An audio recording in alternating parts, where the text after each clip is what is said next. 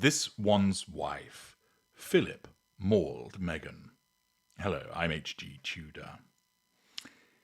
In the shadowed corridors of royal history, where facades are often found, and truths tend to be veiled in polite deference, one figure stood as an unyielding sentinel of candour: Prince Philip, Duke of Edinburgh. The recent revelation from former royal butler Grant Harold's forthcoming book, The Royal Butler, My Remarkable Life of Royal Service, as detailed in the Daily Mirror, peels back another layer of the contrived spectacle that was This One's Wife and Harry's 2018 wedding. According to Mr. Harold, no, not that one, but the author of the book, who observed the event firsthand as a guest, Philip turned to his wife, the late Queen Elizabeth II, as they exited St. George's Chapel, and muttered four brutal words: "Thank fuck that's over." This wasn't mere exasperation from an elderly man recovering from hip replacement surgery. It was the raw, unfiltered verdict of a consort who had spent decades navigating the treacherous waters of monarchy, duty, and deception. Philip's no-nonsense approach, forged in the fires of World War II service and a lifetime of supporting the crown, allowed him to cut through the pomp and circumstance like a naval sabre. We look at this moment and Philip's steadfast character, and look at the fractured dynamics of his relationship with Harry and This One's Wife that caused him to not only maul her by saying, "Thank fuck that's over," but also that he saw through her. Prince Philip's life was a testament to unvarnished realism in a world of gilded pretense. Born into Greek royalty but exiled as an infant, he rose through sheer grit, naval officer, war hero, and eventual consort to the longest reigning British monarch. His approach was never one of mincing words.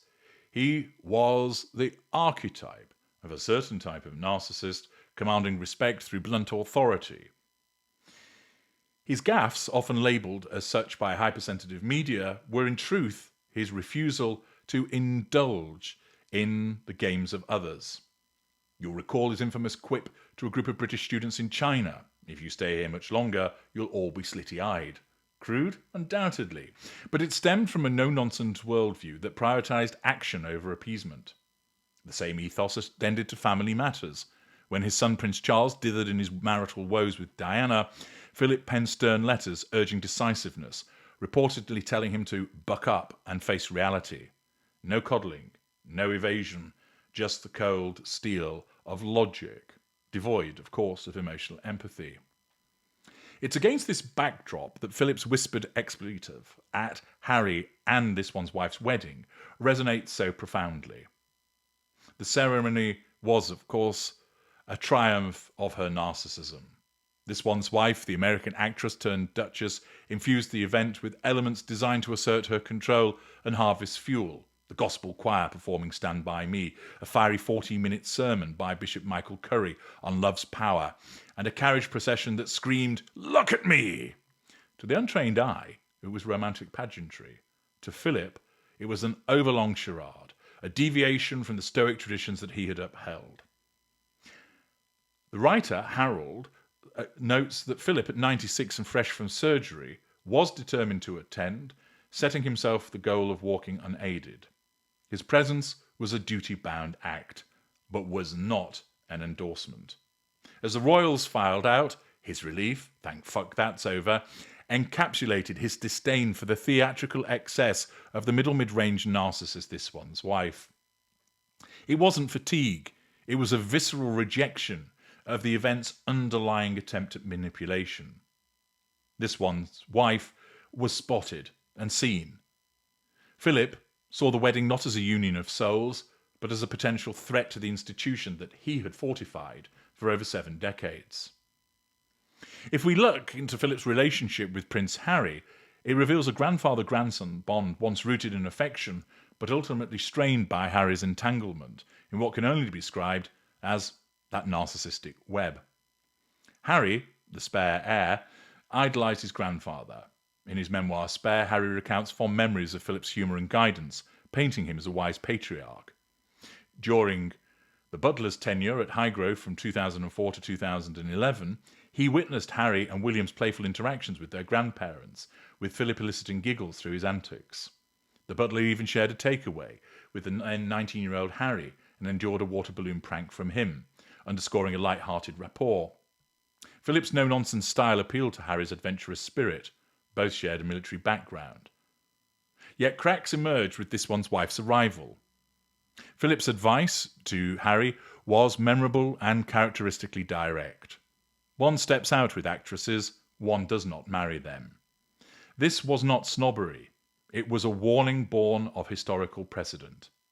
Philip drew parallels between this one's wife and Wallace Simpson, the American divorcee who ensnared Edward VIII, leading to his 1936 abdication, a crisis that thrust Philip's future wife onto the throne prematurely. Behind closed doors, Philip reportedly nicknamed this one's wife DOW, Duchess of Windsor, a coded insult highlighting her perceived disruptive influence. He confided in the Queen to be wary of this one's wife, sensing her charm offensive as a facade masking ulterior motives. Philip recognised this one's wife's idealisation phase. He won't have called it as such, but he saw what it was, manufactured and lacking authenticity. Philip was right, and it was evident in his disappointment with this one's wife's rejection of royal life. When the Sussexes announced their Megxit in January 2020, stepping back as senior royals, Philip was reportedly very disappointed. He struggled to comprehend why someone granted such privilege would discard it for Hollywood pursuits. This echoed his own sacrifices. Philip abandoned a promising naval career upon marrying Elizabeth in 1947, embracing consort duties without complaint. This one's wife's actions, he saw, in contrast, screamed entitlement, a narcissist devaluation of the very system that had elevated her. Philip's no-nonsense lens saw through the victim narrative peddled in the couple's Oprah interview and Netflix docuseries, where they accused the firm of racism and neglect. He regarded their attention-seeking as betrayal, a far cry from his ethos of get on with it. Other instances underscore Philip's discerning eye towards this one's wife. Early in their courtship, Harry abruptly cancelled a shooting weekend at Sandringham, reportedly at this one's wife's behest, which irked Philip and signalled her growing control over Harry. Philip's distaste mirrored broader family tensions. He aligned with those who saw this one's wife's parallels to Sarah Ferguson, whose scandals he abhorred. In one telling episode during a family discussion, Philip shut down this one's wife's attempts to dominate, reminding her of hierarchy with his trademark bluntness. Accounts suggest he was unmoved by her empowerment rhetoric, viewing it as a thin veil for her own aggrandizing behaviour. His relationship with the couple post-wedding further highlighted his unyielding stance. Despite attending the ceremony, walking unaided to demonstrate resilience, he maintained distance. When he died in April 2021, having not seen, of course, what had taken place in relation to the Netflix docuseries, but undoubtedly would have seen it as a fuel-seeking betrayal, this one's wife was pregnant with Lilibet and she did not attend his funeral, citing medical advice, though sources noted her wish to be there amid tensions. Harry attended alone, a poignant symbol of isolation.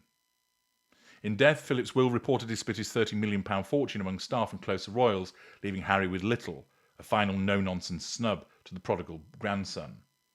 This was not pettiness. It was Philip's way of asserting control by rewarding loyalty over defection. Philip recognised her need for control. He recognised her need for attention. Her entry into the royal fold was a golden opportunity for her.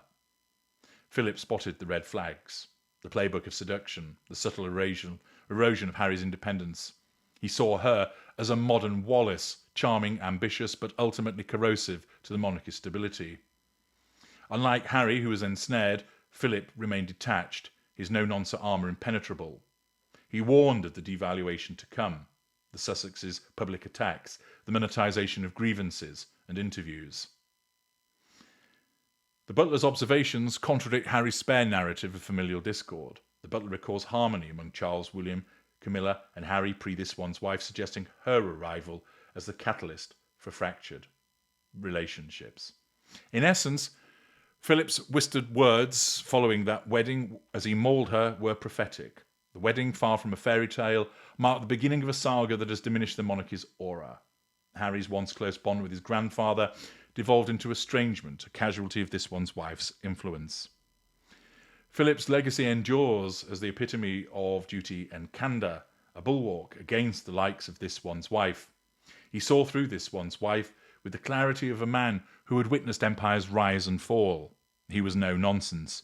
He spotted her, he saw through her, and he mauled her. I'm H.G. Tudor. Thank you for listening.